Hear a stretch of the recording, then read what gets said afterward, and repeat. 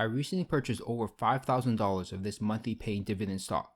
There are a few reasons why I chose this stock over its competitors. It is in the telecom space, and here in Canada, there are 3 big players in the telecom space: Bell, Rogers, and Telus. And we could use a fourth, and I'm hoping this company could be that fourth. And that company is Shaw Communications. You're probably more aware of its cable TV, home phone, and internet services than its wireless services. Back in 2015, Shaw acquired Wind Mobile, Canada's 4th largest wireless provider, for $1.6 billion. Back in the day, Wind Mobile had difficulty raising money for its capital investments, but with the help of Shaw backing it up, they shouldn't have much problem securing financing now. When looking at the numbers, Shaw does not look cheap. Their trailing PE ratio may look very high, but they are in the process of restructuring the company, so it has affected their PE ratio, so keep that in mind. And to further build out the wireless network, it requires more capital investments, so I wouldn't be surprised if their debt gets even higher. But what I like is their dividend yield and that they pay monthly. Their payout ratio may be over 100%, but the restructuring cost is definitely affecting it, because based on the past, they're usually around the 60 to 70% range, which I think is good.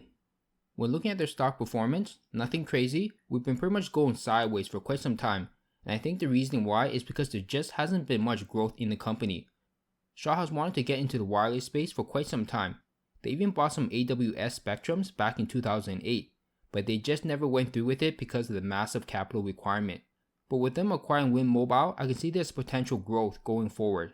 When looking at their yearly revenue, we do see some nice growth from the year 2000 to 2013. But then we have a drop after that, and it's just been slowly growing back. Let's break this down and see what caused this growth.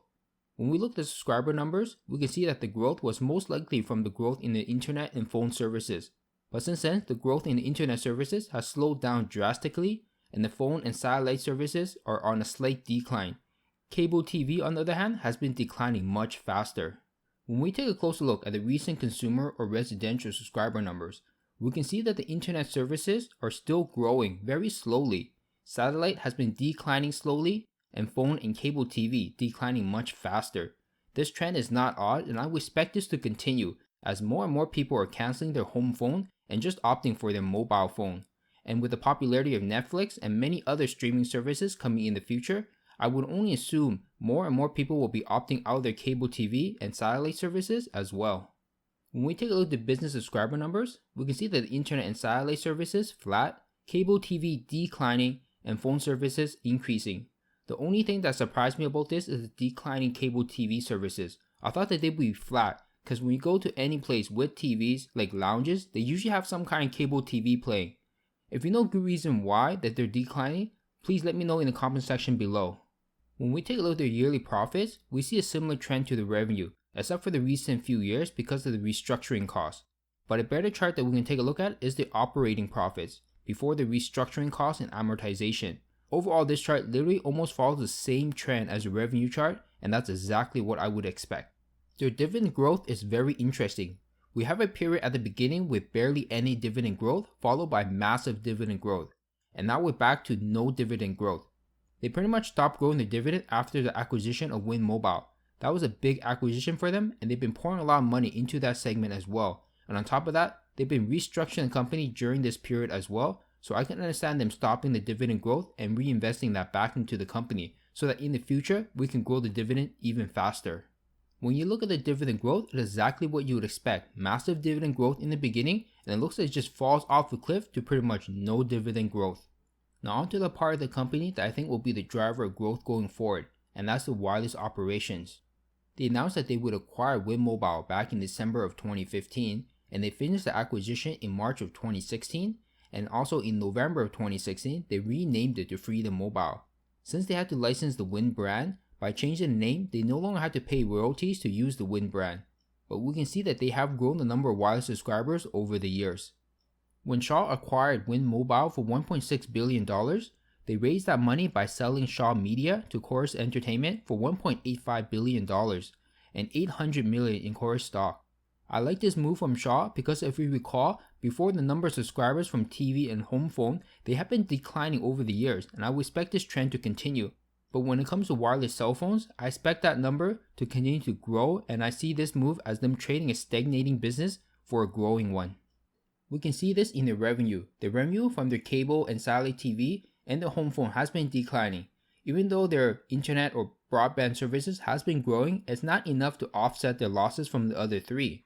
And overall, the revenue has been declining, but with their new wireless segment, we can see the revenue actually increasing over the years, which I believe they will continue to grow, and hopefully in the future, they'll be able to stand toe-to-toe against the big three telecoms in Canada.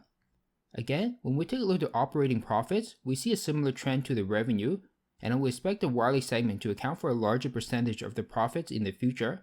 Shaw has been investing a lot into the wireless segment, Freedom Mobile, and in the most recent auction in Canada, they acquired some 5G spectrum for $492 million, and they plan to use that to boost their current LTE services and lay the foundation for their 5G strategy. This is what I like to see. I want them to be focusing on the part of their business that has potential to grow. Also recently, they sold off their stake in Chorus Entertainment for $548 million, which I like because I don't see that as a growing part of their business. We saw the numbers, the revenue, the number of subscribers, the profits. It's all been on a decline, and I just don't see the future in cable TV. I see more and more people nowadays canceling their cable TV and home phones. I could be wrong, but that's what I see, and that's what the numbers are telling me.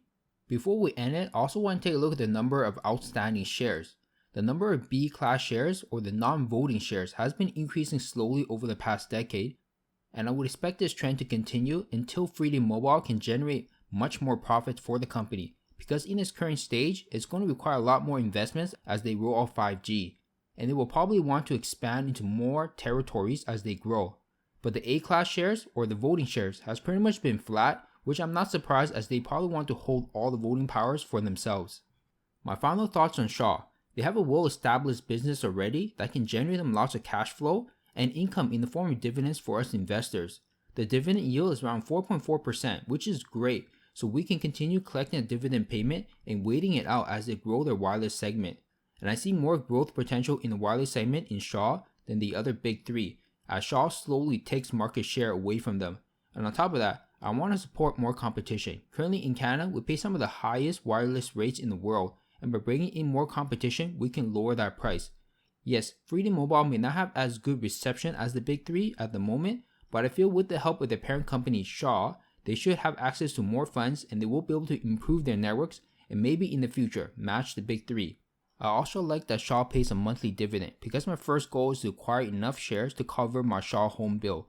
I'm currently subscribed to Shaw cable TV, home phone, and internet, and I just see this as me having to lock up some of my capital for free TV, home phone, and internet. Let me know what do you think of Shaw in the comment section below. Do you own it? Do you not? What do you think of the company? And as always, if you enjoyed the video, please like and share the video. I really appreciate it. And if you haven't subscribed yet, please make sure to smash the subscribe button. And thank you for watching. I'll see you in the next video.